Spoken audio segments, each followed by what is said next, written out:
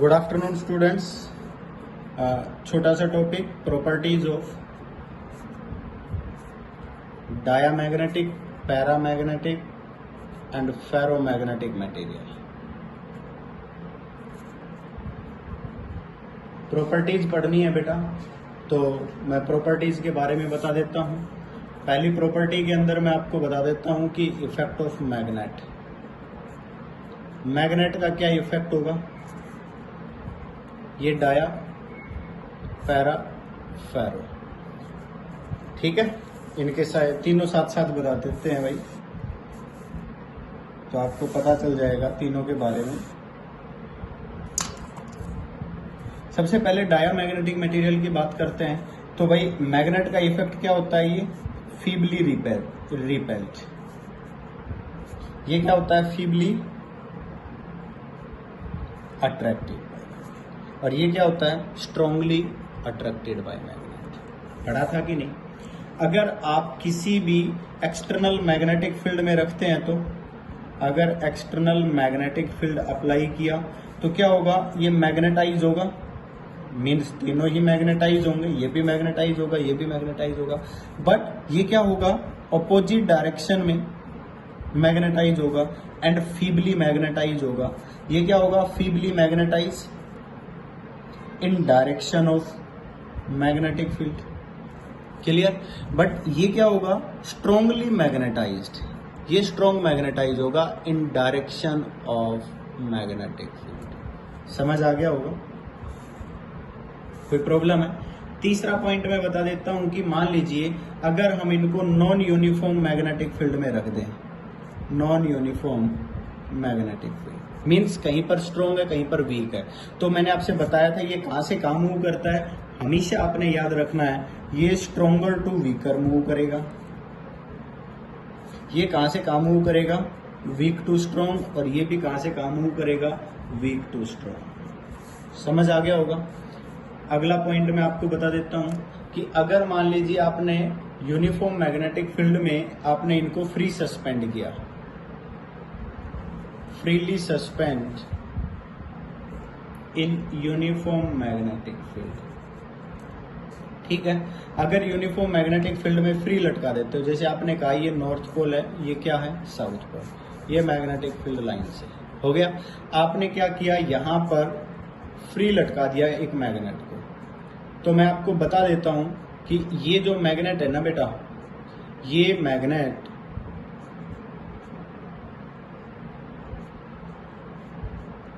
देखिए, ये जो मैग्नेट है, आपने जब इसको फ्री लटकाया यहां पर, तो ये मैग्नेट इसके परपेंडिकुलर आ जाएगी। ऐसा नहीं है कि मैग्नेटिक फील्ड की डायरेक्शन में आकर रुकेगी, नहीं, परपेंडिकुलर टू मैग्नेटिक फील्ड, जिस मैग्नेटिक फील्ड में इसको लटकाया है ना, उससे परपेंडिकुलर आ जाएगी।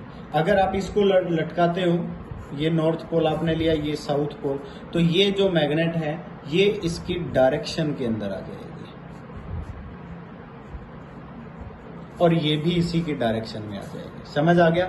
मींस जो आपके पास डायामैग्नेटिक मटेरियल है वो क्या होगा, वो इसके परपेंडिकुलर आ जाएगी, और ये मैग्नेटिक फील्ड की डायरेक्शन में, और ये भी मैग्नेटिक फील्ड की डायरेक्शन के अलाइन हो जाएगी। समझ आ गया होगा। एक प्रॉपर्टी है कि मान लीजिए आपने इसको डायामैग्नेटिक मटेरियल को मैग्नेटिक फील्ड में रखा, यूं मैग्नेटाइज करने के लिए, ये आपके पास कोई भी मैग्नेटिक मटेरियल है। समझ आ गया। तो जो फील्ड लाइंस है ना, ये फील्ड लाइंस को रिपेल करेगा, और फील्ड लाइंस कम से कम इसके अंदर से जाएंगी, और फील्ड लाइंस को ये बाहर से पास कर देगा। मेरी बात समझ आ गई होगी। मतलब अगर आपने किसी भी डायामैग्नेटिक मटेरियल को मैग्नेटिक फील्ड में रखा, तो मैग्नेटिक लाइंस को रिपेल करता है। अगर आप पैरामैग्नेटिक मटेरियल को आप इसके बीच में रखते हो, तो ये क्या करेगा, मैग्नेटिक लाइंस को अट्रैक्ट करेगा। समझ आ गया। तो क्या होगा कि कुछ मैग्नेटिक लाइंस बाहर से निकल जाएंगी और कुछ इसके अंदर से, मतलब नंबर ऑफ मैग्नेटिक लाइंस इसके अंदर ज्यादा है। और अगर आप फेरोमैग्नेटिक मटेरियल की बात करते हो, ये फेरोमैग्नेटिक मटेरियल है, तो ये कहता है कि ये स्ट्रांगली मैग्नेटाइज होता है, तो जितनी भी मैग्नेटिक लाइंस है ना, वो लगभग इसके अंदर से पास होंगे। समझ आ गया। सारी की सारी मैग्नेटिक लाइन फेरोमैग्नेटिक मटेरियल के अंदर से पास होंगे। पैरा में थोड़ी बहुत बाहर रह जाती हैं, पर फेरो के अंदर लगभग मैग्नेटिक लाइंस इसके अंदर से पास होंगी। समझ आ गया होगा। तो ये भी एक इसका पॉइंट है। अगला पॉइंट मैं आपको बता देता हूं। अगर हम यहां पर बात करते हैं ससेप्टिबिलिटी की, चाहिए, तो मैं आपको बता देता हूं कि इसकी जो ससेप्टिबिलिटी होती है ना, वो नेगेटिव होती है diamagnetic material and lies between. यहां पर मैं आपको बता देता हूं कहां से कहां लाई करती है, -1 से लेकर 0 तक। समझ आ गया।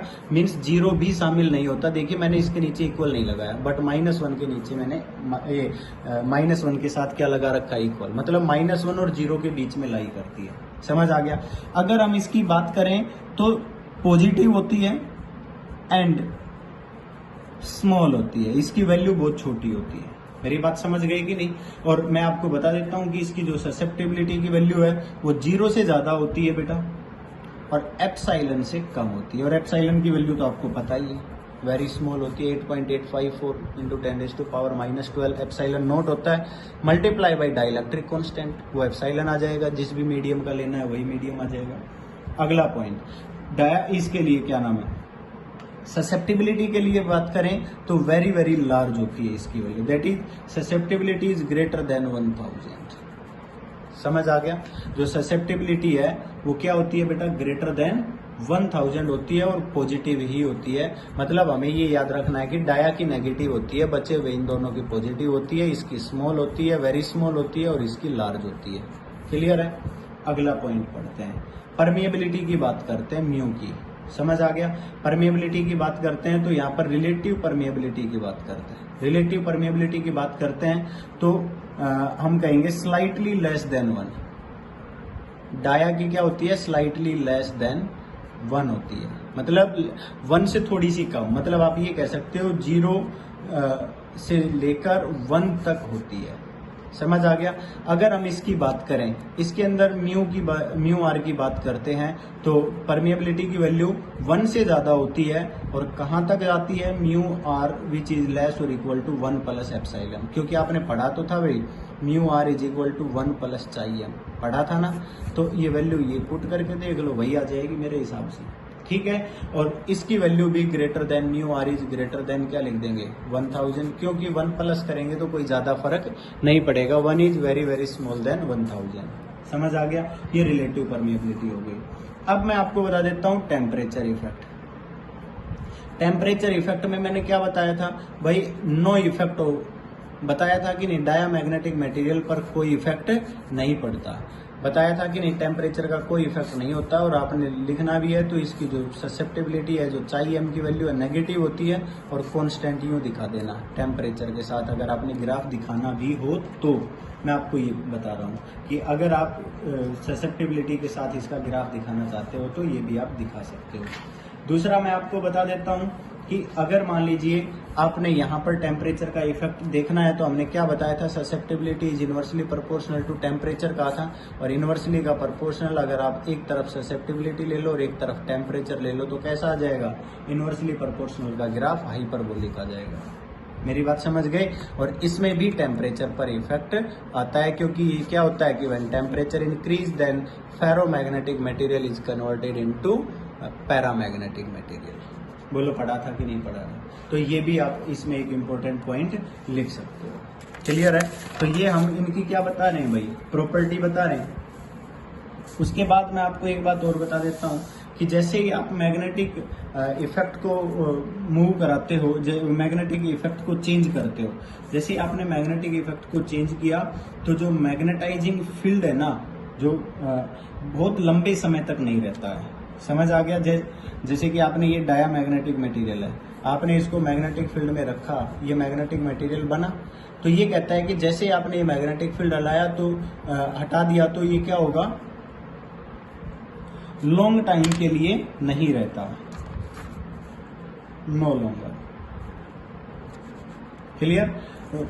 अगर हम बात करें पैरा और फेरो के लिए तो इनके अंदर क्या होता है कि जो इलास्टिक, ये magnetic property after removing the magnetizing field is longer time and strong. बहुत ज़्यादा स्ट्रॉन्ग होती है। समझ आ गया? उसके बाद आप इनकी स्टेट में देख सकते हो, तो मैं आपको स्टेट के लिए बता देता हूँ। जो डायामैग्नेटिक मटेरियल होते हैं वो आपके पास सॉलिड में भी होते हैं, लिक्विड में भी होते हैं और गैस में भी होते हैं। मैंने बहुत सारे एग्जाम्पल भी लिए थे। एग्जाम्पल में मैंने आपसे बताया था कि भाई लेड होता है, सिलिकॉन ले सकते हो, नाइट्रोजन ले सकते हो N2 at standard temperature and pressure पर ले सकते हो। वाटर भी हमने इसी के अंदर बताया था, नमक भी इसी में बताया था, NaCl सोडियम क्लोराइड, ये सब इसके एग्जाम्पल थे। अगर हम पैरा में देखें तो ये भी सॉलिड लिक्विड गैस के लिए होता है, सॉलिड लिक्विड एंड गैस तीनों में होता है। अगर इसके लिए आप एल्यूमिनियम आपने लिया था, सोडियम आपने कोबाल्ट लिया था, तो इसी तरह आप ऑक्सीजन ले सकते हो गैस के अंदर at standard temperature and pressure. समझ आ गया? CuCl2 ले सकते हो। अगर आप मान लीजिए फेरोमैग्नेटिक मटेरियल की बात करते हो तो ये आपके पास केवल और केवल किस में होता है बेटा? सॉलिड के अंदर होता है, ना तो लिक्विड के अंदर होता है फेरोमैग्नेटिक मटेरियल। कोई भी ऐसा मटेरियल नहीं है जो लिक्विड हो और फेरोमैग्नेटिक मटेरियल हो, और ना ही कोई गैस। समझ आ गया? इसके अंदर आपने एग्जांपल लिए थे भाई, आयरन लिया था, निकल लिया था, कोबाल्ट लिया था आपने, ठीक है, फेरस ऑक्साइड भी आप ले सकते हो, एक आपने बताया था एल्निको अलॉय होती है। ये सब फेरोमैग्नेटिक मटेरियल्स के एग्जांपल हैं। तो मैंने आपको इनकी प्रॉपर्टीज के बारे में बताया है, उन प्रॉपर्टीज को आप पढ़ेंगे। अब एक लास्ट टॉपिक जो बचा हुआ है वो है बेटा हिस्टैरिसीस लूप।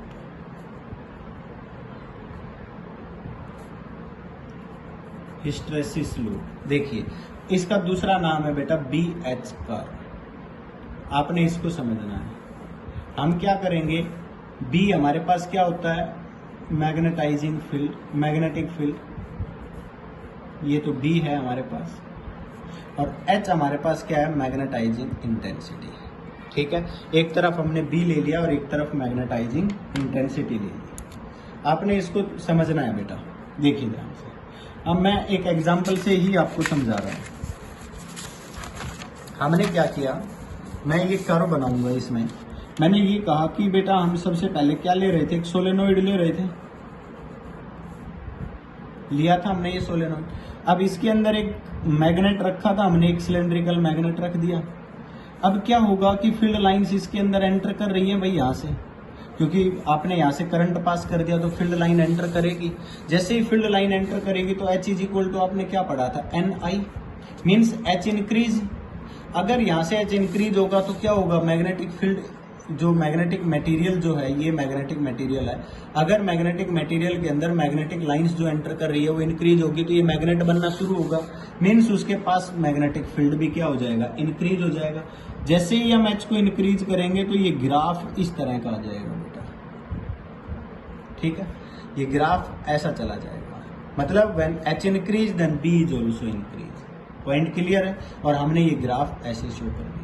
अब ये ग्राफ क्या हुआ? सैचुरेशन की तरफ जा रहा है, तो हमने ये ग्राफ ऐसे बनाकर भी दिखाया था, और ये पॉइंट क्या हो गया बेटा? सैचुरेशन। अब क्या होगा कि आप H को कितना भी इंक्रीज कर लो, आप यहाँ से I करंट बढ़ा लो, मैग्नेटिक फील्ड और बढ़ जाएगा। इसके अंदर मैग्नेटिक जो प्रॉपर्टी इसने इंड्यूस्ड करनी थी वो कर चुका, इससे ज्यादा मैग्नेटिक प्रॉपर्टी को इंड्यूस्ड नहीं कर सकता। अब आपने क्या किया कि H को डिक्रीज करना शुरू कर दिया। व्हेन H डिक्रीज, जब हम H को डिक्रीज करेंगे तो बेटा हमारे पास देखिए फॉर्मूला था B is equal to mu naught into H plus M। बोलो था कि नहीं? इसके पास M मैग्नेटिक प्रॉपर्टी आ गई, H आप डिक्रीज कर रहे हो तो B क्या होगा बेटा? डिक्रीज होना चाहिए। ये क्या होता है कि when H decrease then B is also decrease. मेरी बात समझ गए कि नहीं? जैसे ही आप H को डिक्रीज करते हुए ला रहे हो तो इसकी कुछ प्रॉपर्टीज कम होना शुरू हो जाएगी, इसके अंदर मैग्नेटिक लाइंस कम हो जाएगी, और आपने कहा H जीरो है तो B इज इक्वल टू क्या हो गया बेटा? Mu naught into M। मतलब अब उसके पास अपना मैग्नेटिक फील्ड है। एक ऐसा पॉइंट आ गया जहां पर H की वैल्यू क्या हो गई? 0। मतलब ये आपका ग्राफ था O, ये पॉइंट था A, ये पॉइंट था B। मेरी बात समझ गए कि नहीं? आपने इस पॉइंट को थोड़ा सा ध्यान से समझना है, थोड़ा सा ध्यान से समझना है। और इस पॉइंट को हम क्या बोलते हैं बेटा? रेटेंटिविटी। क्या बोलते हैं हम इसको? रेटेंटिविटी। मतलब जो ये हाइट है ना, इसको रेटेंटिविटी बोला जाता है। रेटेंटिविटी का दूसरा नाम रेमिनियंस होता है। रेमिनेंस। समझ आ गया, जिसको रेसिडुअल मैग्नेटिज्म भी बोलते हैं, मैग्नेटिज्म। अब आपने इसको समझना है। मीन्स आप ये कहोगे इन BH curve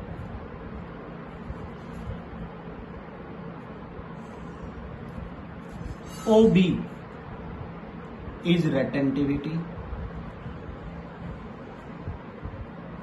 which is a value of a magnetic material at which H is equal to 0 and B is not equal to 0। मतलब ये कहता है कि इस ग्राफ के अंदर OB जो है ना, ये हाइट जो है, ये रेटेंटिविटी है, और ये वो वैल्यू है जहां पर हमने मैग्नेटिक इंटेंसिटी मतलब करंट को 0 कर दिया। बाहर से कोई मैग्नेटिक लाइंस नहीं जा रही, पर इसके अंदर मैग्नेटिक प्रॉपर्टी इंड्यूस्ड हो गई। कितनी प्रॉपर्टी इंड्यूस्ड हो गई? OB जितनी प्रॉपर्टी इंड्यूस्ड हो गई, जिसका नाम रेटेंटिविटी था। ठीक है, अब ये क्या कहता है? अब ये कहता है कि ये तो हो गया, अब हम क्या करते हैं, करंट को रिवर्स कर देते हैं। क्या कर देते हैं? Current reverse. बेटा देखिए, करंट को मैं यहां रिवर्स करके दिखा रहा हूं। अब करंट मैंने यूं कर दिया, जैसे ही करंट यूं कर दिया तो मैग्नेटिक लाइंस तो अब इधर जाना शुरू हो जाएगी। पहले ऐसे जा रही थी, अब ऐसे जाना शुरू हो जाएगी। मेरी बात समझ गई कि नहीं? मैग्नेटिक मटेरियल यूं रखा हुआ है, अब इसके अंदर मैग्नेटिक लाइंस थी यूं, और वो कितनी थी बेटा? B is equal to μ0 × M, ये बताया था मैंने। अब इसके पास मैग्नेटिक लाइंस लेफ्ट साइड जा रही है, पर करंट हमने वापस देना शुरू कर दिया, और करंट को जब हमने इंक्रीज किया तो H नेगेटिव हो जाएगा, क्योंकि करंट की डायरेक्शन क्या हो गई बेटा? नेगेटिव हो गई, और ग्राफ हमारा और नीचे आ जाएगा। और इस पॉइंट को मैंने कह दिया C, और इस पॉइंट का नाम रखा कोरोसिविटी। क्या बोलेंगे हम इसको? कोरोसिविटी। समझ आ गया? कोरोसिविटी OC की जो डिस्टेंस है, इसको कोरोसिविटी बोलते हैं। समझ आ गया? OC is equal to corrosivity. It is a point on BH curve at which H is negative or H have some value, but B is equal to 0। उस केस में मैग्नेटिक फील्ड 0 है। मतलब इस मैग्नेटिक मटेरियल के अंदर जितनी field lines left direction में जा रही थी, उतनी हम राइट साइड में जाकर इसकी जो दोबारा मैग्नेटिक प्रॉपर्टी थी उसका लॉस कर देते हैं। मैग्नेटिक प्रॉपर्टी का क्या कर देते हैं? लॉस। और इस केस में क्या देखते हैं कि मैग्नेटिक फील्ड होते हुए, मैग्नेटाइजिंग फील्ड होते हुए भी ये इसके पास कोई मैग्नेटिक प्रॉपर्टी नहीं है। उस केस में हम उसको क्या बोलते हैं? कोरोसिविटी बोलते हैं। समझ आ गया? बट ये कहते हैं when current is more increase, I more increase, जब हम I को और ज्यादा इंक्रीज करेंगे तो H नेगेटिव होगा, और अब की बार इसके अंदर जो B की वैल्यू है वो अपोजिट डायरेक्शन में आना शुरू हो जाएगी। मतलब एंड अपोजिटली मैग्नेटाइज्ड। जब ये कैसे मैग्नेटाइज हुआ था? लेफ्ट डायरेक्शन में, अब की बार कहाँ मैग्नेटाइज होगा? राइट डायरेक्शन में। क्यों? क्योंकि H आपने क्या दिया हुआ है? नेगेटिव डायरेक्शन में दिया हुआ है। और यहाँ पर भी हमारे पास क्या आ जाएगा? फिर मैग्नेटाइज होते होते एक सैचुरेशन पॉइंट आएगा। समझ आ गया? जब आप सैचुरेशन पॉइंट आ जाएगा, उसके बाद फिर हम करंट को चेंज करना शुरू करेंगे, करंट को 0 करेंगे। करंट को 0 करेंगे तो ये ग्राफ वापस आगे की तरफ जाएगा यूं, और यहाँ पर फिर एक वैल्यू आएगी, और फिर हम H को पॉजिटिव करंट की डायरेक्शन को चेंज करते जाएंगे, तो ये ग्राफ यूं इंक्रीज होता हुआ जाएगा और वापस A पर जाकर मिल जाएगा। समझ आ गया? और इस तरह से ग्राफ बिल्कुल ABC, इस पॉइंट को D, E, F, A, और ये हमारे पास एक लूप बन गई कि ग्राफ हमारा A से शुरू, O से A की तरफ गया था, फिर A से शुरू हुआ B, B से C, C से D, D से E, F and A, again A पर पहुंच गया। अगेन डिक्रीज करोगे सैचुरेशन के बाद, फिर A से B को फॉलो करते हुए, और इस तरह से हमारी एक लूप बन जाएगी, जिस लूप का नाम है हमारे पास हिस्टैरिसीस लूप। समझ आ गया? पर यहाँ पर जो मेन पॉइंट जो पढ़ने वाला है वो क्या है? मेन पॉइंट जो पढ़ने वाला है वो ये है कि इसको देखकर हम कुछ मटेरियल्स को डिसाइड करते हैं। जैसे कि आपके पास एक सॉफ्ट फेरोमैग्नेटिक मटेरियल होता है, सॉफ्ट आयरन कोर का नाम सुना होगा। सॉफ्ट फेरोमैग्नेटिक मटेरियल होता है, जिसके अंदर हम क्या करते हैं कि जिसकी जो ये लूप बनेगी ना बेटा, B एच लूप जो बनेगी वो बहुत पतली बनेगी, मतलब इस तरह बन जाएगी। और एक लूप मैं आपको बता रहा हूं हार्ड के लिए, ये हार्ड फेरोमैग्नेटिक मटेरियल है, हार्ड के लिए BH लूप बनाएंगे हम, तो ये कहता है कि ये लूप छोटी बेशक हो बट इस लूप का एरिया ज्यादा मिलेगा, ये यूं बड़ी लूप मिलेगी।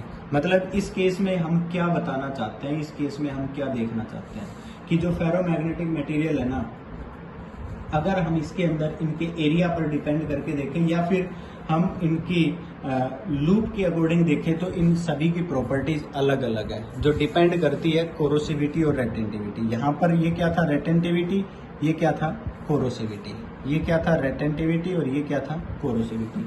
और जो कि आगे डिसाइड भी करेगा कि हम किसको इलेक्ट्रोमैग्नेट बनाएंगे, किसको परमानेंट मैग्नेट बनाएंगे, और उनके रूल्स क्या क्या होंगे। जैसे कि आपने इलेक्ट्रोमैग्नेट बनाना है, बेटा आपके दिमाग में क्या पॉइंट आता है, इलेक्ट्रोमैग्नेट का मतलब है जैसे ही हम इलेक्ट्रिक फील्ड दें हाई मैग्नेटिक फील्ड आ जाए उसके पास, जैसे ही हम स्विच ऑफ करें, मतलब जैसे ही हमने करंट को बंद किया तो उसका मैग्नेटिक फील्ड क्या हो जाना चाहिए, जीरो। मतलब आपने जैसे ही करंट पास किया सोलेनॉइड में, हाई मैग्नेटिक फील्ड बन गया, सैचुरेशन पर आ गया, जैसे ही आप स्विच ऑफ करो तो ये पॉइंट बिल्कुल इसके पास आ जाना चाहिए, मतलब सारी मैग्नेटिक प्रॉपर्टी लॉस कर देनी चाहिए। पर हमने यहाँ पर पढ़ा था कि ये क्या था, इसके पास मैग्नेटिक प्रॉपर्टी, मतलब जिसकी रेटेंटिविटी लो होगी, रेटेंटिविटी क्या होगी बेटा, लो,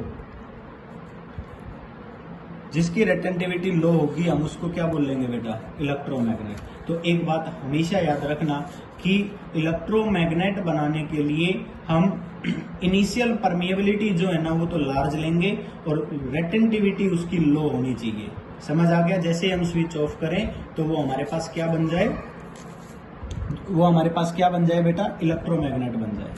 समझ आ गया? और इसके लिए सॉफ्ट आयरन कोर का यूज किया जाता है। किसका यूज किया जाता है? सॉफ्ट आयरन कोर का यूज किया जाता है। समझ आ गया? मैं आपको ये भी बता देता हूँ, स्टील का यूज भी करते हैं, पर स्टील से ज्यादा बेटर सॉफ्ट आयरन कोर है। इलेक्ट्रोमैग्नेट बनाने के लिए किसका यूज करते हैं? सॉफ्ट आयरन कोर का यूज करते हैं। इसी तरह आपसे मान लीजिए ये पूछा जाए कि आप एक बात बताइए कि आप परमानेंट मैग्नेट कैसे बनाना चाहते हैं। परमानेंट मैग्नेट बनाना है तो उसकी प्रॉपर्टी क्या होनी चाहिए? परमानेंट मैग्नेट बनाने के लिए मैं आपको बता देता हूं कि जैसे ही आप स्विच ऑन करते हो, करंट को मैक्सिमम कराते हो, तो क्या होता है, वैल्यू बढ़ जाती है, मैक्सिमम वैल्यू हो जाती है, और हम उससे क्या करते हैं कि एच बी क्या हो जाता है, मैक्सिमम हो जाता है, उसके पास मैक्सिमम प्रॉपर्टी आ गई। और जैसे ही आप स्विच ऑफ, आपने स्विच को ऑफ किया, करंट जीरो हो गया। करंट जीरो होने के बाद क्या वो सारी मैग्नेटिक प्रॉपर्टी का लॉस कर देगा? नहीं। हम ये कहेंगे कि अगर उसने मैग्नेटिक प्रॉपर्टी का लॉस नहीं करना तो उसकी जो रेटेंटिविटी की जो वैल्यू है ना, ये हाई होनी चाहिए। रेटेंटिविटी क्या होनी चाहिए? हाई। समझ आ गया? जब उसकी रेटेंटिविटी हाई होगी तो हम क्या कहेंगे कि हम उसको परमानेंट मैग्नेट बना सकते हैं। पॉइंट क्लियर हो गया? तो आपने इन छोटे छोटे पॉइंट्स को याद रखना है, इनको समझना है BH कारू से। तो मेरे हिसाब से जितने भी टॉपिक्स हैं वो आपके सारे कवर हो जाएंगे। आपने इनको अच्छे से एक बार पढ़ के देखना है, और मेरे हिसाब से हमारे टॉपिक में बस इतना ही है। और मैं आपको बता देता हूँ कि जो परमानेंट मैग्नेट बनाने के लिए हमने काफ़ी सारे अलॉय बना रखे हैं, जैसे कि टिकोनल है, एल्निको है, एक हमने कार्बन स्टील का बनाया हुआ है, एक कोबाल्ट स्टील का हमने बनाया हुआ है। ये सब परमानेंट मैग्नेट बनाने के लिए हमने अलॉय तैयार किए हैं, तो उनकी लिस्ट भी आप अपनी बुक से देखकर याद करेंगे। मेरी बात समझ आ गई होगी? तो आप इन सभी पॉइंट्स को पढ़ेंगे, ट्रांसफॉर्मर कोर पढ़ेंगे, और मेरे हिसाब से ये चैप्टर हमारा कंप्लीट हो गया है। Thank you.